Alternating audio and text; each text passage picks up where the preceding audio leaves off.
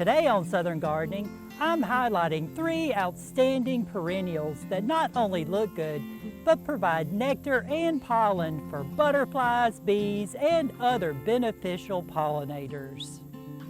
Let's start with one of the most recognizable perennial flowers in the garden, Goldsturm Black-Eyed Susan. Goldsturm produces masses of brilliant golden yellow daisy-like flowers with prominent dark brown to black center. The contrast between the bright yellow petals and the dark centers really makes these flowers stand out in the landscape. Give it plenty of sunshine and well-drained soil, and once established, it can provide years of dependable summer color. Next, let's take a look at Robert Poore phlox. This plant produces large, round clusters of fragrant flowers. The blooms have a beautiful pink, rosy-purple coloration that creates a strong splash of color in the garden. The clusters of blooms provide nectar for many pollinator insects.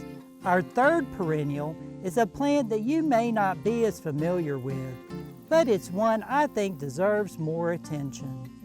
Lanceleaf Fogfruit. It produces small clusters of delicate white flowers, often with a touch of purple or pink coloration. Don't let the small size of the flowers fool you.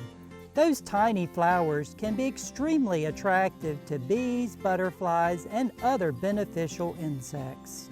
And because the plant spreads across the ground, it can fill spaces between taller perennials while providing another layer of flowers for pollinators to explore. So if you're looking for dependable perennial plants that can come back year after year while supporting pollinators, give these 3 a try. I'm Eddie Smith, and I look forward to seeing you next time on Southern Gardening.